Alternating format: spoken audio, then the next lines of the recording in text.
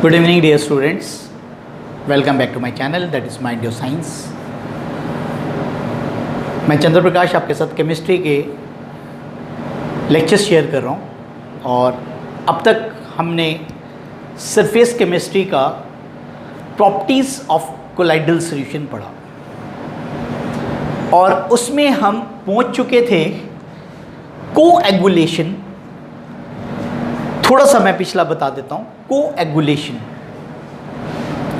9th property थी हमारी और इस प्रॉपर्टी में हमने पढ़ा कि अगर कोलाइडल सॉल्यूशन के अंदर इलेक्ट्रोलाइट डाल दिया जाए तो प्रेसिपिटेशन हो जाती है और उसी प्रोसेस को क्या कहते हैं हम?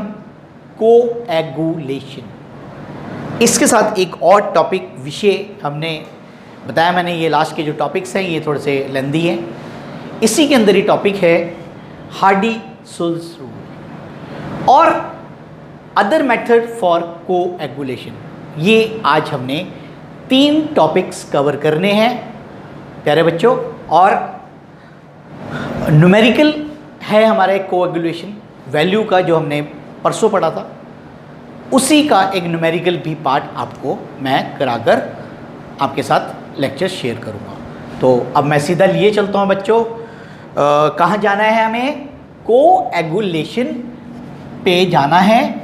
और अभी आपके सामने कोएगुलेशन के बारे में और जो जानकारी रह गई थी वो शेयर की जाएगी।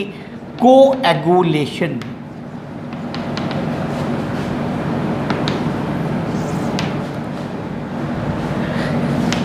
an electrolyte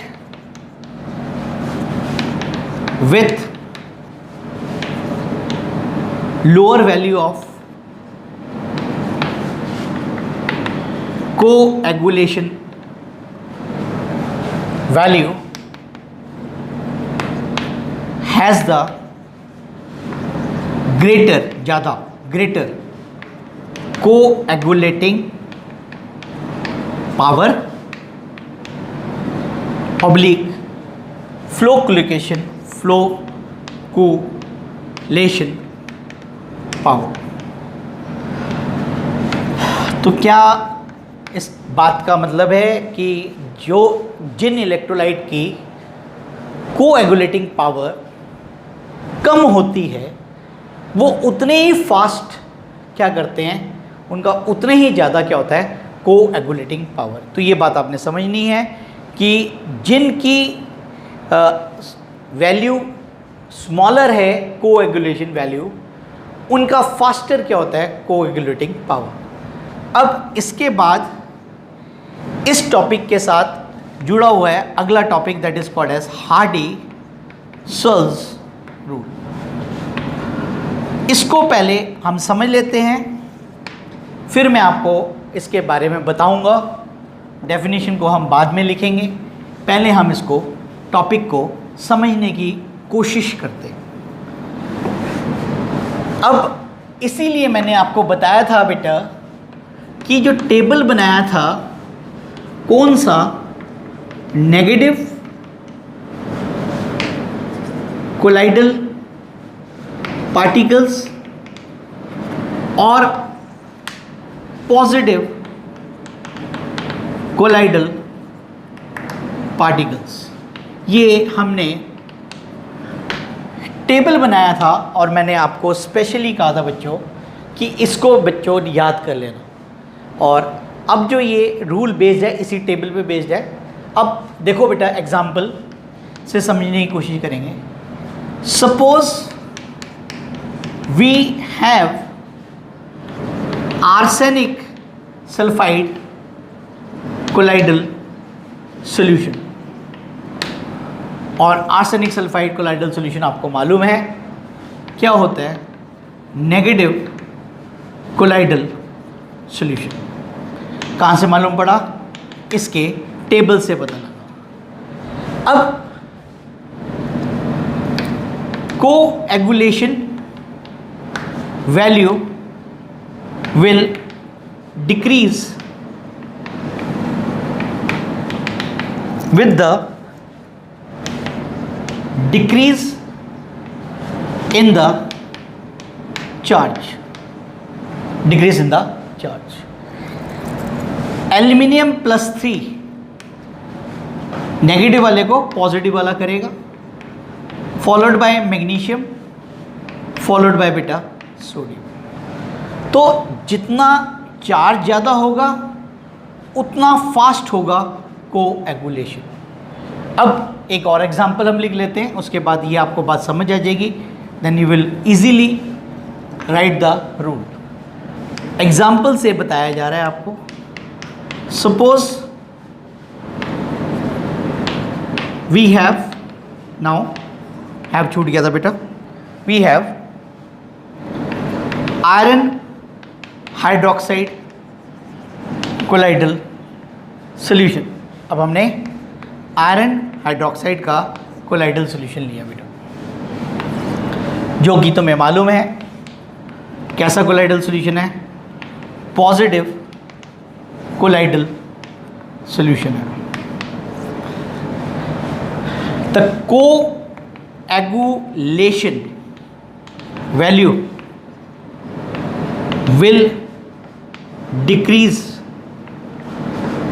with the decrease in the charge। अब यहां पर आपने क्या लेना है, इलेक्ट्रोलाइट जिसमें हमारा जो चार्ज है FeCN 6 टाइम्स, और यहां पर जो चार्ज है ये पॉजिटिव है -4। इसके बाद PO4 -3, then sulphate negative ion, then chloride negative ion. तो जितना ज़्यादा चार्ज होता है उतना रेट ऑफ कोएगुलेशन क्या होता है, अधिक होता है। इन दोनों एग्जाम्पल से हमने समझा। अब इसी को ट्रांसलेट करके इंग्लिश में लिखना है हार्डी-सुल्ज रूल। देखो कैसे लिखेंगे बेटा, हाउ विल राइट। अब इन एग्जाम्पल्स को अच्छे से समझ लेना है आपने, और ये डेफिनेशन अपने आप ही आपसे लिखी जाएगी। It states that greater the charge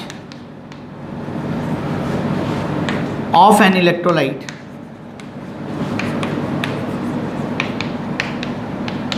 faster will be the greater the charge of an electrolyte, faster will be the rate of coagulation is called as, इसी को कहा गया Hardy-Schultz rule, called as Hardy-Schultz rule. तो हिंदी क्या है इस बच्चों इसकी, भाई जितना ज़्यादा ऑपोजिट चार्ज आयन का होगा उतनी फास्ट कोएगुलेशन होगी। इसीलिए यहाँ चार्ज देख रहे हो कितना है, -4, यहाँ कितना है -3, यहाँ कितना है -2, यहाँ कितना है -1। तो चार्ज घट रहा है, रेट ऑफ कोएगुलेशन घट रही है, rate of coagulation decreases. Charge के घटने पर कोएगुलेशन घट जाता है, इसलिए कहा है जितना अधिक चार्ज उतनी फास्ट कोएगुलेशन। तो प्यारे बच्चों, ये हमारा आपके साथ ये टॉपिक था जो कि आपके स्क्रीन पे है, आपने नोट कर लिया होगा। अब हम आगे चलते हैं, आगे बढ़ते हैं और आगे की पढ़ाई करते हैं। कोएगुलेशंस के और क्या मेथड्स हैं, कोएगुलेशन और कैसे हो सकती है। एक तो इलेक्ट्रोलाइट डालने से हुई, और कैसे other methods for coagulation of the colloidal solution.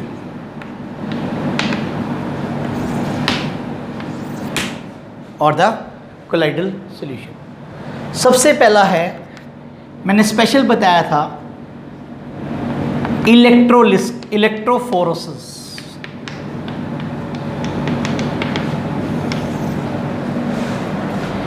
Electrophoresis में क्या हो रहा था, कोलाइडल पार्टिकल्स अगर वो पॉजिटिव हैं वो नेगेटिव इलेक्ट्रोड के ऊपर इकट्ठे हो जाते थे, और अगर नेगेटिव कोलाइडल पार्टिकल्स हैं तो वो पॉजिटिव प्लेट की तरफ एकत्रित हो जाते हैं। बिफोर एंड आफ्टर डायग्राम बनाया था, उसको दोबारा आपने एनालिसिस कर देना है, आपको वो वाला शॉर्ट दोबारा याद करना है टॉपिक। अब जहाँ पर एक्युमुलेशन हो गई थी, देरा प्लीज़ ध्यान से देखें दोबारा, ये मेरा ट्यूब थी और ये हमारी नेगेटिव प्लेट थी, और यहाँ पर मैंने पार्टिकल्स को क्या कर दिया था, इकट्ठा कर दिया था। पॉजिटिव पार्टिकल्स नेगेटिव के संपर्क में आने के बाद क्या हो जाएंगे, न्यूट्रलाइज, और न्यूट्रलाइज होने के बाद दे विल कंबाइन, और कंबाइन करने के बाद कोलाइडल पार्टिकल्स नहीं रहेंगे, किस में बदल जाएंगे, बिगर पार्टिकल्स में कन्वर्ट हो जाएंगे, और बिगर पार्टिकल्स क्या कहलाते हैं, प्रेसिपिटेट्स कहलाते हैं। तो इलेक्ट्रोफोरेसिस के माध्यम से भी क्या की जा सकती है, कोएगुलेशन। तो अब आपको क्लियर हो गया, समझ आ गया। तो अब ये क्या लिखना है, ये जो मैंने यहाँ पर समझाया, इसीलिए मैंने आपको बताया था कि इसका जो डायग्राम है वो आगे हमें टॉपिक में यूज़ करना पड़ेगा, इसलिए आपको मैंने डायग्राम बहुत ही स्पेशल ढंग से पढ़ाया था। तो लिखो, during the electrophoresis process the colloidal particles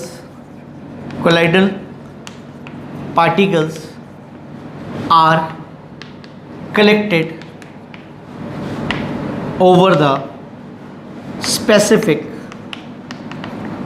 electrode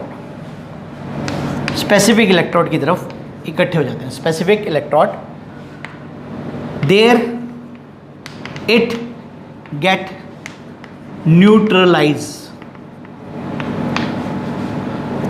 so that they combines together, इसलिए वो जुड़ जाते हैं, combines together and grow in the size, and it results into the precipitation,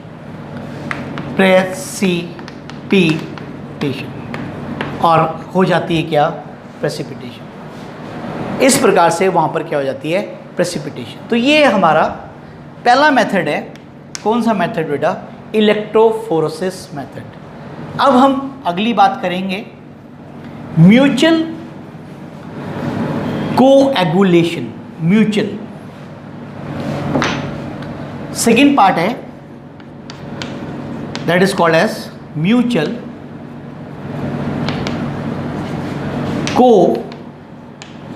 coagulation।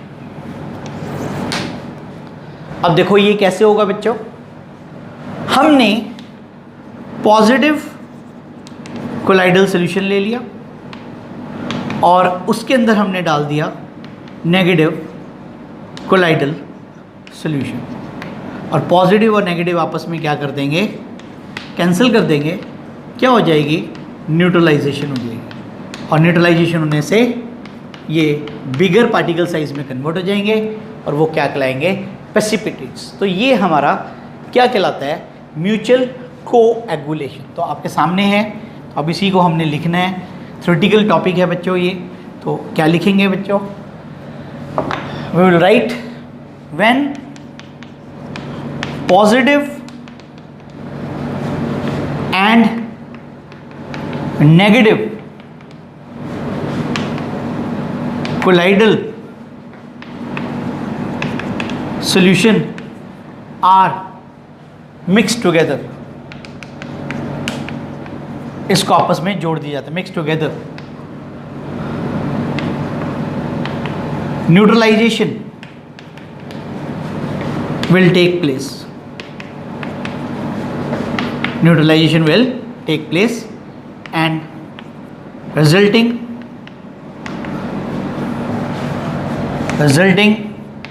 in the growing of particle size and results into precipitation.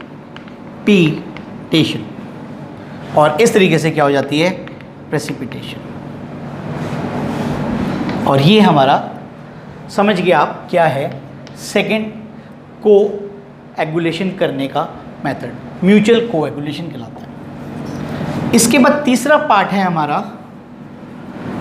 Again the name is, you have studied क्या बच्चों? Dialysis.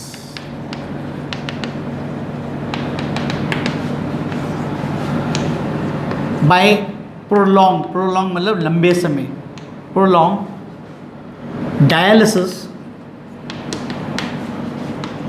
Of A colloidal solution,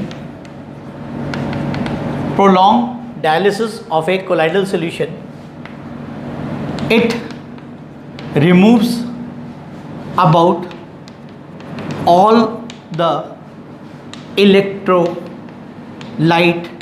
present. जो इसके अंदर electrolyte present है उनको ये remove कर देता है, about the electrolyte present, so that after the removal of electrolyte, the precipitation of the solution takes place. Precipitation of that solution take place. थोड़ी मात्रा इलेक्ट्रोलाइट की होनी कंपलसरी है जिससे कि वो कोएगुलेट नहीं करेगा. Small amount of an electrolyte is required, ये रिक्वायर्ड है बेटा, is required to make the particle free to coagulate या प्रेसिपिटेशन. तो डायलिसिस करने पर सारा का सारा इलेक्ट्रोलाइट छन कर बाहर चला जाता है और कोलाइडल पार्टिकल्स के अंदर अब इलेक्ट्रोलाइट ना होने के कारण वो आपस में कंबाइन कर जाते हैं और कंबाइन करने के बाद वो किसका रूप ले लेते हैं? प्रेसिपिटेट्स का रूप ले लेते हैं. तो this is all about the कि अदर मेथड्स किस तरीके से आप कोएगुलेशन करेंगे. अब हम इसके बाद कोएगुलेटिंग वैल्यू की मैंने परिभाषा आपको बताई थी, तो इसका न्यूमेरिकल पेपर में आया था बच्चों, वो मैं आपके साथ शेयर करने जा रहा हूँ. न्यूमेरिकल ऑन कोएगुलेशन वैल्यू, जो आते ही मैंने सबसे पहले पढ़ाया, या फ्लो कोएगुलेशन वैल्यू भी बोल देते हैं. इसके ऊपर हमारा न्यूमेरिकल, तो क्या है न्यूमेरिकल अभी आपके सामने मैं आपके साथ डिस्कस करूंगा बच्चों. तो न्यूमेरिकल बहुत ही आसान है, सिर्फ आपको जो डेफिनेशन मैंने परसों पढ़ाई थी वो याद होनी ज़रूरी है. तो क्या न्यूमेरिकल दिया हुआ है? Numerical for the coagulation of 100 ml of arsenic sulphide sol, 5 milliliter ml of 1 molar NaCl is required. What is the flocculation value of NaCl? Value of NaCl. तो अकॉर्डिंग टू डेफिनेशन हम इसको निकालेंगे बच्चों। तो हमारे को क्या दिया हुआ है, अब न्यूमेरिकल आपके साथ शेयर करने जा रहा हूँ। हमें बच्चों दिया हुआ है सोल्यूशन की मात्रा दी हुई है 100 ml, और इलेक्ट्रोलाइट जिसके द्वारा हम कोएगुलेशन कर रहे हैं वो क्या है 5 ml है। तो सबसे पहले अमाउंट ऑफ 1 मोलर NaCl, जो कि हमारा ब्रैकेट में लिखना है बेटा, इलेक्ट्रोलाइट है, वो कितना दिया हुआ है 5 मिलीलीटर। 5 मिलीलीटर को लीटर में बदलोगे तो 10 की पावर क्या हो जाएगी 3 लीटर। 1000 से डिवाइड कर देंगे बेटा, और ये क्या बन गया 5 इंटू 10 की पावर -3 मोल्स। और अब आप इसको क्या करेंगे, convert it into millimoles. तो ये 10 की पावर कट जाएगी, 0 हो जाएगी, ठीक है। तो ये क्या बन गया मिली मोल्स। तुम कहोगे सर मिली मोल्स में क्यों, क्योंकि डेफिनेशन के अकॉर्डिंग हमें इलेक्ट्रोलाइट किस में चाहिए, स्पेशल बताया था minimum amount of electrolyte in millimoles, तो मिली मोल्स में अपने को चाहिए। और डिज़ोल्व कितने में करते हैं, 1 लीटर में 1000 ml होता है, और यहाँ पर कितना दिया हुआ है 100। तो क्या इक्वेशन बनेगी बेटा, मैथमेटिकल आगे क्वेश्चन है, बिल्कुल आसान। यहाँ लिखो volume of solution, volume of arsenic sulphide sol is equal to 100 ml। तो कैसे लिखेंगे बच्चों, अब लिखेंगे अकॉर्डिंग टू द डेफिनेशन। ये दो चीज़ें हमें चाहिए, दोनों से हमें इक्वेशन बनानी है। अकॉर्डिंग टू द डेफिनेशन किसकी, कोएगुलेशन वैल्यू की, या फिर इसी को बोलते हैं फ्लोक्यूलेशन वैल्यू। 1000, 1 लीटर को मैंने 1000 उसमें कर दिया, 1000 ml of colloidal solution requires कितना, according to definition 5 millimoles. 1 ml के लिए कितना बेटा 50 डिवाइड बाय 1000, और यहाँ कितना दिया हुआ है 100 ml दिया हुआ है। 100 ml के लिए कितना, तो क्या आ जाएगा बच्चों, बिल्कुल सिंपल क्वेश्चन, मैथमेटिकल क्वेश्चन है, सिंपल मैथ्स यूज़ हो रहा है। 5 डिवाइडेड बाय 1000 इंटू 100, तो ये 2 zeros हमने काट दी, ठीक है। एक सेकेंड, ये ना थोड़ा सा